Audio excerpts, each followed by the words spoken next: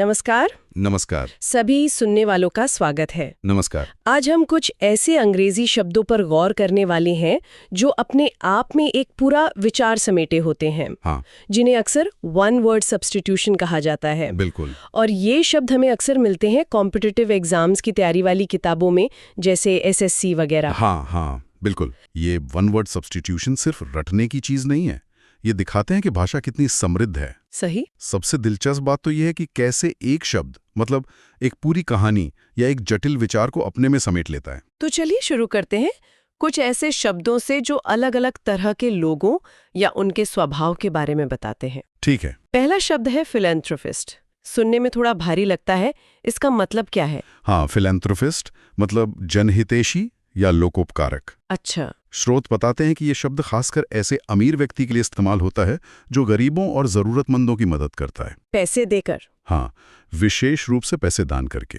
इसके पीछे जो भावना है वो है मानव कल्याण की, दूसरों का भला करने की इच्छा। ये ऑल्ट्रुइस्ट यानी परोपकारी के काफी करीब है। अच्छा, दानवीर जैसा कह सकते हैं। हाँ, कह सकते हैं। अब इसके ठीक उलट चलते हैं। एक शब्द है मिसैंथ्रोप। ये कौन होता है? मिसैंथ्रोप ये वो व्यक्ति है जो मानव जाति से ही नफरत करता है। सबसे? हाँ, मतलब लोगों से मिलना जुलना पसंद नहीं करता, उनसे बचता फिरता है, मानव द्वेषी कह लीजिए। तो क्या इसे मिसोजिनिस्ट समझ लेना चाहिए? वो भी तो द्वेष से जुड़ा है। नहीं, यहाँ एक बहुत महत्वपूर्ण अंतर है। हमारे स्रोत भी यही बताते हैं। अच्छा, क्या अंतर है? मिसोजिनिस्ट खासतौर पर सिर्फ महिलाओं से नफरत करने वाले के लिए इस्तेमाल होता है, ओह, जबकि मिसैंथ्रोप का द्वेष वो आमतौर पर सभी इंसानों के लिए होता है, औरत मर्द सबके लिए। उसका दायरा ज्यादा बड़ा है। ये तो साफ हो गया। अगला शब्द है ईगोइस्ट। ये तो आम बोलचाल में भी काफी सुनते हैं, बड़ा ईगो है इसमें। हाँ, ईगोइस्ट मतलब अहमवादी। अहमवादी। ये वो व्यक्ति है जो खुद को दूसरों से बेहतर समझता है, अपने हितों को सबसे ऊपर रखता है और अक्सर अपनी ही बातें करता रहता है। अपनी तारीफें? हाँ, अपनी तारीफें, अपनी उपलब्धियां, अपने विचार, बस मैं ही मैं। इसे नार्सिसिस्ट से कैसे अलग करेंगे? लगता तो है दोनों में मैं वाला भाव है। हाँ, दोनों में आत्मोह तो है, पर एक बारीक सा फर्क है। देखिए, स्रोत बताते हैं कि ईगोइस्ट का ध्यान मुख्य रूप से अपनी श्रेष्ठता पर होता है, अपने विचारों और बातों पर। जबकि नार्सिसिस्ट में ये आत्म प्रेम एक कदम और आगे है। उसमें अपनी शक्ल सूरत, अपनी सुंदरता पर बहुत ज्यादा ध्यान देना, उस पर मुग्ध रहना, ये भी शामिल है। और नार्सिसिस्ट को दूसरों की तारीफ की भी बहुत जरूरत होती है, लगातार। ये तो दिलचस्प अंतर है। अब आस्था से जुड़ा एक शब्द एथियस्ट यानी नास्तिक। हाँ, एथिस्ट सीधा मतलब है वो व्यक्ति जो ईश्वर के अस्तित्व में विश्वास नहीं रखता, उसे नकारता है। और एक शब्द है एग्नोस्टिक। क्या ये दोनों एक ही चीज है? नहीं, इनमें भी एक साफ अंतर है। स्रोत के अनुसार एथियस्ट ईश्वर के होने को सक्रिय रूप से मना करता है, कहता नहीं है। ठीक है। जबकि एग्नोस्टिक मतलब संशयवादी, वो ये कहता है कि भाई ईश्वर है या नहीं ये निश्चित रूप से जानना संभव नहीं है, या मुझे इस बारे में पता नहीं है। अच्छा, तो वो इनकार नहीं करता? इनकार नहीं करता, बस कहता पता नहीं या जान नहीं सकते। अनिश्चितता दिखाता है। एक इनकार है, दूसरा अज्ञानता या अनिश्चितता। ठीक है। एक शब्द है कैनिबल। फिल्मों वगैरह में तो सुना है। हाँ, कैनिबल इसकी परिभाषा सीधी है, नरभक्षक। नरभक्षक। हाँ, वो इंसान या जानवर जो अपनी ही प्रजाति के सदस्यों का मांस खाता है। इंसानों के मामले में इंसानी मांस खाने वाला। ओह, अब एक शब्द जो किसी काम को करने के तरीके से जुड़ा है, एमेच्योर। एमेच्योर यानी शौकिया। ये वो व्यक्ति है जो कोई काम, कोई कला या खेल सिर्फ अपने शौक के लिए करता है, आनंद के लिए। पैसे के लिए नहीं? नहीं, पैसे कमाने या पेशे के तौर पर नहीं। तो ये प्रोफेशनल का उल्टा हुआ। बिल्कुल। प्रोफेशनल तो वही काम अपनी रोजी रोटी के लिए करता है, पैसे के लिए, और उसमें वो ट्रेंड भी होता है। हाँ, एमेच्योर का मकसद सिर्फ शौक या मजा है। सही। एक और तरह का व्यक्ति इम्पोस्टर। ये क्या है? इम्पोस्टर मतलब बहरूपिया या ठग।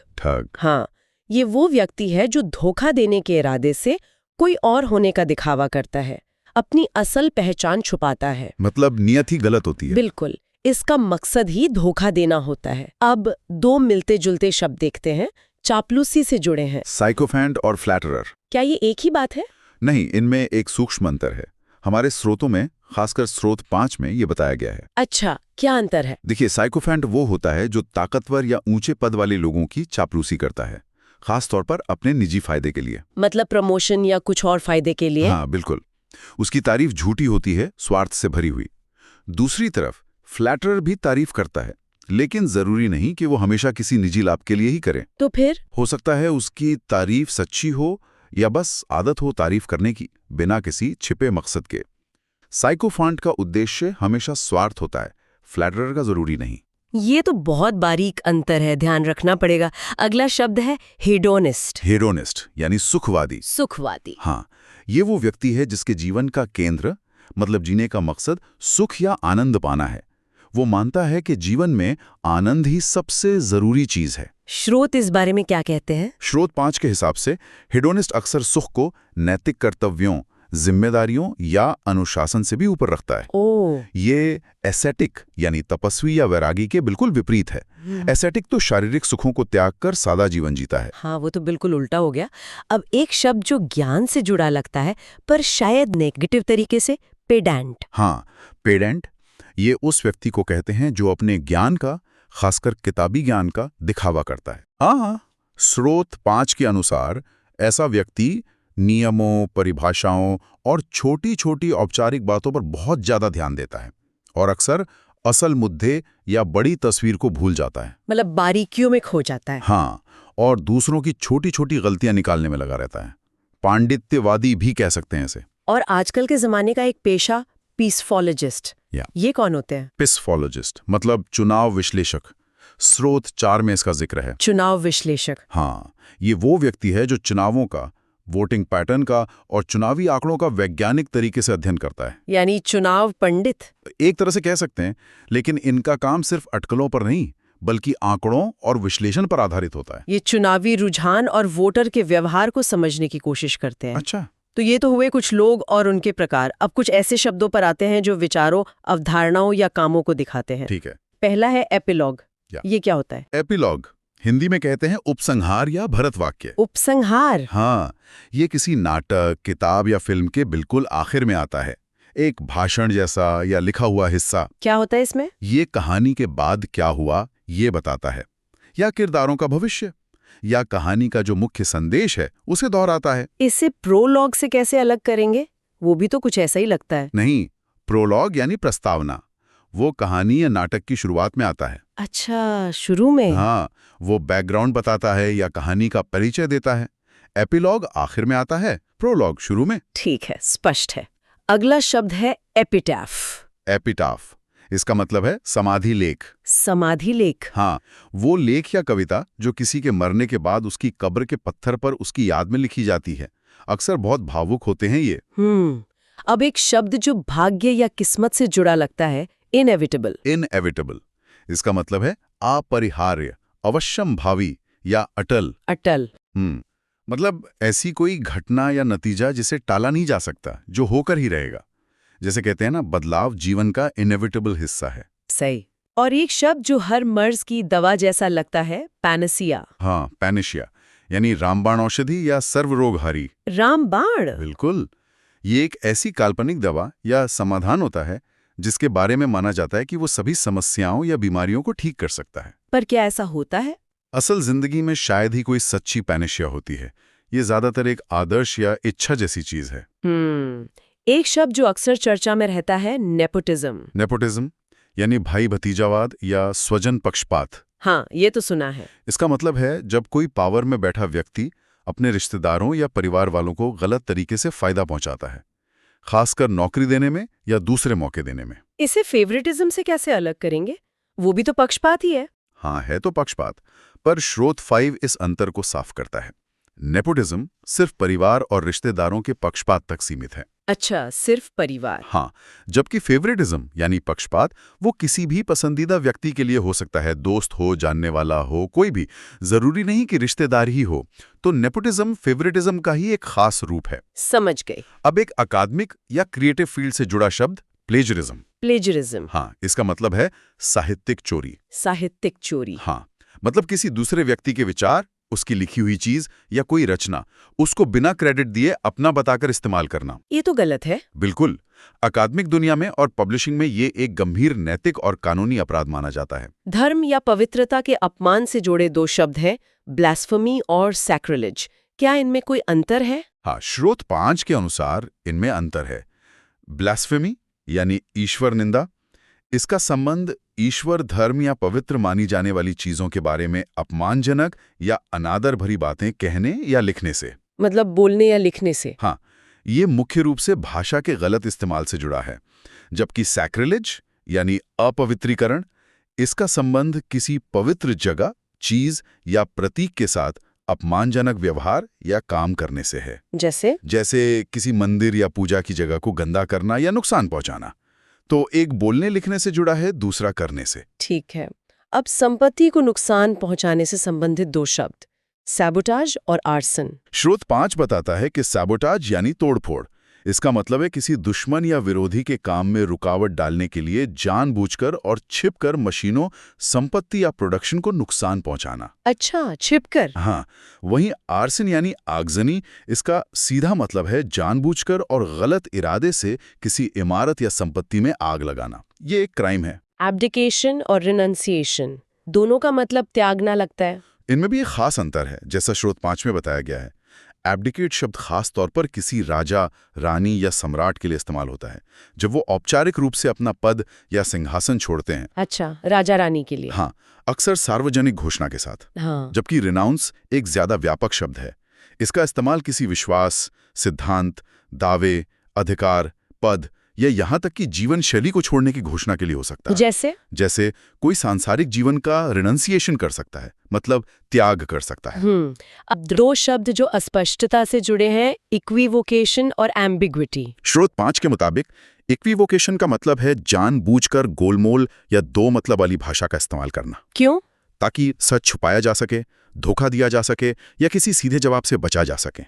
ये एक तरह की चालाकी वाली अस्पष्टता है। अच्छा। और एम्बिग्विटी का सीधा मतलब है अस्पष्टता या अनेकार्थकता, मतलब जब किसी बात या शब्द के एक से ज्यादा मतलब निकल सकते हों। ये जानबूझकर भी हो सकती है और अनजाने में भी, पर इक्विवोकेशन हमेशा जानबूझकर और धोखा देने के इरादे से होता है। ये फर्क जरूरी है।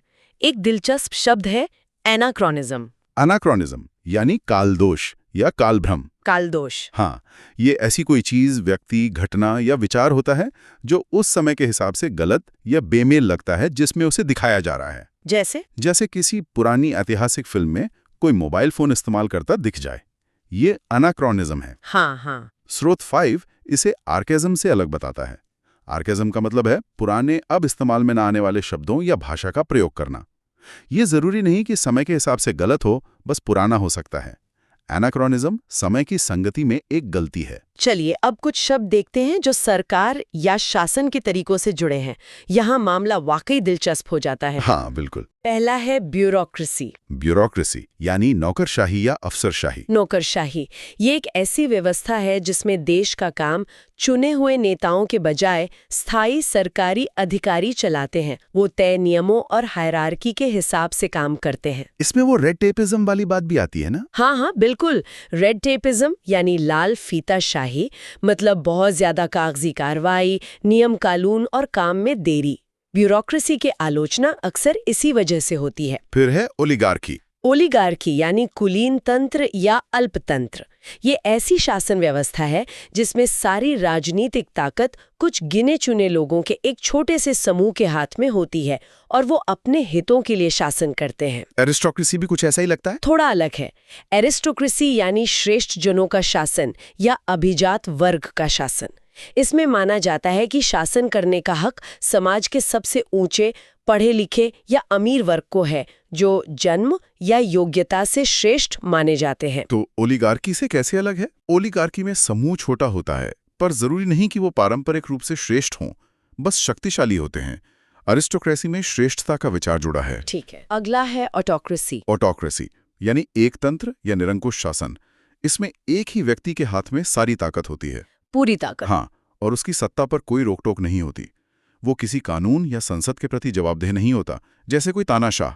और सबसे जाना पहचाना डेमोक्रेसी। डेमोक्रेसी यानी लोकतंत्र या जनतंत्र। ये वो शासन प्रणाली है जिसमें ताकत असल में जनता के हाथ में होती है। लोग वोट देकर अपने प्रतिनिधि चुनते हैं जो उनकी तरफ से शासन चलाते हैं। एक और प्रकार है प्लूटोक्रेसी। प्लूटोक्रेसी यानी धनिक तंत्र। धनिक तंत्र। हाँ, ये ऐसी व्यवस्था है जहां देश का शासन और नीतियां अमीर लोगों द्वारा कंट्रोल होती हैं या उन पर अमीरों का बहुत ज्यादा असर होता है। मतलब राजनीतिक ताकत पैसे पर आधारित होती है, स्रोत 5 इशारा करता है कि कई बार ये सीधे न होकर पीछे से भी हो सकता है। थियोक्रेसी क्या है? थियोक्रेसी यानी धर्मतंत्र या ईश्वर शासित राज्य। इसमें शासन धार्मिक नेताओं या पुरोहितों के हाथ में होता है। और कानून? देश के कानून धार्मिक सिद्धांतों और किताबों पर आधारित होते हैं। माना जाता है कि शासक ईश्वर के प्रतिनिधि हैं। और इस लिस्ट में एक अंतिम शब्द है एनार्की। एनार्की यानी अराजकता। इसका मूल मतलब है सरकार या किसी भी तरह की शासन व्यवस्था का ना होना, बिना शासक की स्थिति। और क्या ये अच्छी चीज है? देखिए, इसे अक्सर अव्यवस्था, हिंसा और कानून विहीनता से जोड़ दिया जाता है, जैसा स्रोत 5 भी कहता है। हालांकि इसके दार्शनिक अर्थ में ये एक ऐसी समाज की कल्पना भी हो सकती है जहां लोग खुद ही अनुशासित हों, बाहरी सत्ता की जरूरत ना हो। पर व्यवहार में ये अक्सर अस्थिरता ही लाता है। शासन प्रणालियों का ये वर्गीकरण काफी कुछ साफ करता है। अब कुछ डरों यानी फोबिया से जुड़े शब्दों को देखते हैं। हाँ, फोबिया। क्लॉस्ट्रोफोबिया? क्लॉस्ट्रोफोबिया ये बंद या तंग जगहों का बहुत तेज और बेवजह का डर है, जैसे लिफ्ट में, छोटे कमरे में या बहुत भीड़ में। क्या होता है इसमें? इंसान को लगता है कि वो फंस गया है और निकल नहीं पाएगा, घबराहट होती है। हाइड्रोफोबिया? इसका शाब्दिक मतलब है पानी से डर। ये पानी का बहुत ज्यादा और असामान्य डर है। पानी से डर? हाँ, जैसा कि स्रोत बताते हैं, ये अक्सर रेबीज बीमारी का एक खास लक्षण होता है। उसमें रोगी पानी पीने या देखने से ही डरने लगता है। गले की मांसपेशियों में ऐंठन होने लगती है। ओह, और जीनोफोबिया? जीनोफोबिया इसका मतलब है विदेशी द्वेष या अजनबी लोगों से डर। मतलब दूसरे देशों के लोग, उनकी संस्कृति या उनके रीति रिवाजों से डरना, उन्हें नापसंद करना या उनसे नफरत करना। स्रोत 5 इसे पूर्वाग्रह और असहिष्णुता से जोड़ता है। अंत में कुछ और मिले जुले शब्द देख लेते हैं। बूमरैंग? बूमरैंग स्रोत 4 के अनुसार ये एक खास तरह का मुड़ा हुआ लकड़ी का हथियार है। हथियार? हाँ, जिसे ऑस्ट्रेलिया के मूल निवासी शिकार या लड़ाई के लिए इस्तेमाल करते थे। इसकी खासियत यह है कि अगर इसे सही तरीके से फेंका जाए और ये निशाने पर ना लगे तो ये घूमकर फेंकने वाले के पास वापस आ जाता है। अरे वाह! हाँ, आजकल इसका इस्तेमाल मुहावरे की तरह भी होता है। कोई ऐसा काम करना जिसका उल्टा असर खुद पर ही पड़ जाए। इम्प्रेग्नेबल? इम्प्रेग्नेबल इसका मतलब है अभेद, अजेय, जिसे जीता ना जा सके। जैसे किला? हाँ, स्रोत 1 और 4 दोनों यही बताते हैं। खासकर कोई किला जिसे जीता ना जा सके, जिसमें घुसना नामुमकिन हो।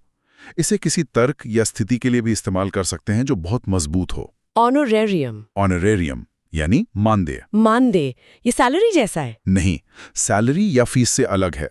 ये किसी ऐसी प्रोफेशनल सेवा के लिए दिया जाने वाला पेमेंट है जिसके लिए आमतौर पर कोई फीस नहीं ली जाती या कोई तय फीस नहीं होती।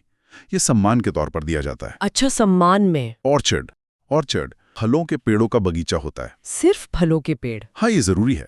इसे ग्रोव या वाइनयार्ड से अलग समझना चाहिए। ऑर्चर्ड मतलब फलों का बाग। और आज के लिए आखिरी शब्द एक्सोडस। एक्सोडस का मतलब है बड़ी संख्या में लोगों का एक साथ किसी जगह को छोड़कर जाना, पलायन करना। क्यों? ये अक्सर किसी जुल्म, युद्ध, खतरे या बुरी परिस्थितियों की वजह से होता है। बाइबल में इजराइलियों के मिस्र से जाने की कहानी को दी एक्सोडस कहा जाता है। तो आज हमने काफी सारे शब्द देखे और ये समझा कि कैसे हर शब्द का अपना एक सटीक और खास मतलब है। हाँ, बिल्कुल। इन शब्दों को अलग अलग समझने से भाषा पर पकड़ वाकई मजबूत होती है।